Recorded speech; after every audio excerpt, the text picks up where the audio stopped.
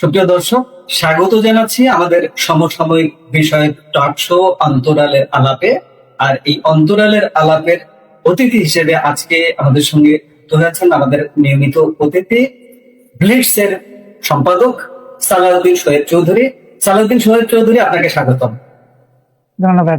আমরা আলাপটা শুরু করতে চাই বিশেষ করে আপনাকে কেন্দ্র করে, আপনার সোশ্যাল মিডিয়া পোস্টকে কেন্দ্র করে। গতকাল সন্ধ্যা থেকে আমরা বেশ চাঞ্চল্যকর অনেকগুলো পোস্ট, সেটা ফেসবুক কিংবা এক্স এক্স অ্যাকাউন্টে আমরা দেখেছি।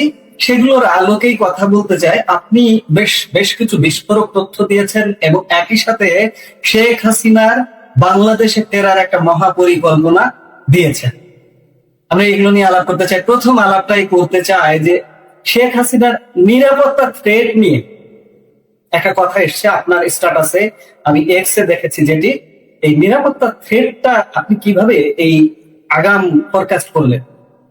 আপনার প্রশ্নগুলোর উত্তর দেওয়ার আগে একটা অন্য প্রসঙ্গ আমি উত্থাপন করতে যাচ্ছি আপনার অনুমতি নিয়ে। সরকারের একজন দায়িত্বশীল ব্যক্তি গতকালই বলেছেন যে শেখ হাসিনা নাকি অপ্রাসঙ্গিক, তাকে নিয়ে কেউ কোনো কথা বলে না, অপ্রাসঙ্গিক। আর অন্য একজন ব্যক্তি, যিনি শোনা যায় প্রধানমন্ত্রী খুব ঘনিষ্ঠ, তিনি বলেছেন যে বাংলাদেশে শেখ হাসিনার মৃতদেহ আসতে পারবে না, মানে মরদেহ আসতে পারবে না। তো শেখ হাসিনা যদি অপ্রাসঙ্গিক হন বা হবেন, তাহলে আমরা যত না বলছি শেখ হাসিনার কথা, তার চাইতে তো অনেক বেশি সরকারের লোকজন বলছে, না সরকারের মিত্ররা বলছে। তো ওনারা যদি উট পাখির মতো বালুতে মাথা গুজেও দেন, এটা করে তার শেখ হাসিনাকে পৃথিবীর বুকে অপ্রাসঙ্গিক করা যাবে না, সম্ভব না। দ্বিতীয় হলো যে অন্য যিনি বলেছেন যে শেখ হাসিনার মরদেহ বাংলাদেশে আসতে পারবে না। তো আমরা তো জানি ওনারা বলছেন শেখ হাসিনাকে আনবেন, ফাঁসি দিবেন, বলছেন না গ্রেপ্তার করবেন, এখন বলছেন মরদেহ আসতে দিবেন না। তার মানে ওনারা আসলে হাসিনা সিনড্রোমে ভুগছেন। হাসিনা আসবেন এটা তারা ভাবতেই পারছেন না, ওনারা ভয় পাচ্ছেন। এবার আপনার প্রশ্নের উত্তর, আমি যেটা গতকাল রাতে ফেসবুকে পোস্ট দিয়েছি, আপনিও দেখেছেন, সম্মানিত দর্শকদেরও অনেকে হয়তো দেখেছেন, যে শেখ হাসিনা যেদিন আসবেন তার আগের দিন উনি আজমির শরীফে যাবেন। আমার এই পোস্টে বলা আছে শেখ হাসিনা কি করবেন, কোন কোন মাজারে যাবেন ইত্যাদি। এতে আমাকে অনেকেই বলেছে যে আমি তো ওনাকে নিরাপত্তার ঝুঁকিতে ফেলে দিলাম, মানে সবাই জেনে গেল। তো শেখ হাসিনা কি করবেন এটা তো বিশ্ব জানবে। এখানে ওনার নিরাপত্তার ঝুঁকি নাই, ওনাকে ভারত সরকার সর্বোচ্চ নিরাপত্তা দিয়ে রেখেছে। এখন যে নিরাপত্তা ঝুঁকির প্রশ্নটা আমি যেটা টুইট করেছি, কেন করেছি দেখুন, যে সার্জিও গোর যে বাংলাদেশে আসলেন, আসার পর তিনি বাংলাদেশে যে ভ্রমণ পরামর্শ যেটা থাকে, ট্রাভেল অ্যাডভাইজারি, সেটা 3 নম্বর থেকে 2 নম্বরে লোয়ার করা হয়েছে, নিরাপদ করা হয়েছে তুলনামূলক। কিন্তু তার পরের দিনই সরকার নিজেই সারা দেশে রেড অ্যালার্ট জারি করেছে, বলেছে যে গাড়িতে সন্ত্রাসী হামলা হতে পারে। তো পুলিশের গাড়িতে সন্ত্রাসী হামলা তো কোনো ছোটখাটো বিষয় না। সন্ত্রাসীরা কারা? আমরা যে প্রথম যে 2টো পাইপ বোমার কথা জেনেছি গণমাধ্যমে, সেই 2টো পাইপ বোমা উদ্ধার হয়েছিল মেট্রো রেল স্টেশন থেকে। আজকেই দেখলাম গণমাধ্যমে যে ওই বোমা রাখার সময়টাতে ওখানকার সিসি ক্যামেরাগুলো বন্ধ ছিল। তাহলে বন্ধটা কে রাখলো? আমি তো রাখিনি, আপনি তো রাখেননি। কারা বন্ধ রাখলো? কেন বন্ধ রাখলো?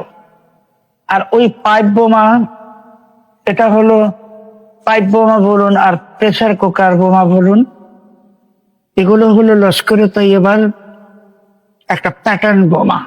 আল কায়দারও লস্করে তৈয়বা মানে পাকিস্তান, আইএসআই।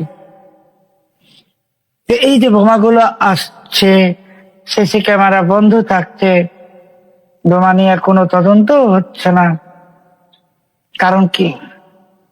তো আপনি জানেন, আমি আগে আপনার কথোপকথনে আপনাকে বলেছিলাম যে 30 বছরের বেশি সময় আমি তো এই জঙ্গিবাদ সন্ত্রাসবাদ নিয়ে কাজ করি গবেষক হিসেবে, এবং অনেক আন্তর্জাতিক কাউন্টার টেররিজম অর্গানাইজেশন এফবিআই সহ তারা কিন্তু অনেক সময় আমার কাছ থেকে, অনেক সময় না, নিয়মিত আমার কাছ থেকে অনেক কিছু জানার চেষ্টা করে, এমনকি আমাকে লেকচার দিতেও নিয়ে যায় আমেরিকাতে। তো আপনি যে এই বোমাগুলো উদ্ধার হচ্ছে, এখন শুনলাম সিসি ক্যামেরা বন্ধ, কেন করছেন? একটাই উদ্দেশ্য, যে শেখ হাসিনা যখন বাংলাদেশের মাটিতে পা রাখবেন, যেদিন রাখবেন, খুব সম্ভবত তিনি বিমানে আসছেন না, তো সেদিন একটি সন্ত্রাসী হামলা ওনার উপর চালানো হবে, ঠিক রাজীব গান্ধীর উপর যেমন চালানো হয়েছিল। এবং এটা ডিটেলস তো আমি টুইটারে বলেছি যে প্রেস লেখা ভ্যান মানে মাইক্রোবাসও থাকতে পারে, সেটা ঢুকে যাবে, যে গাড়ি বোমা, এরকম একটা ষড়যন্ত্র চলছে, পাকিস্তানি আইএসআই করছে, এটা বিএনপি সরকার করছে না। বিএনপি সরকার মিস্টার সার্জিও গোর বাংলাদেশে সফর করার পরে একটি বার্তা পেয়ে গেছে। 30 জুলাই রাতেই যখন তিনি আওয়ামী লীগের সঙ্গে বৈঠক করেছেন এবং জাতীয় পার্টির সঙ্গে বৈঠক করেছেন, পাশাপাশি জামাত ইসলাম বা এনসিপির সঙ্গে তিনি কোনো বৈঠক করেননি, বার্তাটা খুব পরিষ্কার ছিল। এবং আপনি আমার ফেসবুক পোস্টে দেখেছেন যে সার্জিও গোর ভারতে ফিরে গিয়ে তিনি ঢাকায় এবং দিল্লিতে মার্কিন দূতাবাসকে নির্দেশ দিয়েছেন আওয়ামী লীগের সঙ্গে যোগাযোগ বাড়াতে। তার মানে শেখ হাসিনা যে আসবেন, তিনি যে আসছেন, এটার পিছনে উনি অনেক হোমওয়ার্ক করেছেন, উনি অনেক আন্তর্জাতিক সঙ্গে যোগাযোগ করেছেন, এবং সবকিছু করে তিনি নিশ্চিত যে বাংলাদেশে শেখ হাসিনাকে রাখার মতো কোনো কারাগার নেই, আর শেখ হাসিনাকে ফাঁসি দেওয়ার মতো কোনো দড়িও পৃথিবীতে তৈরি হয়নি। ওটা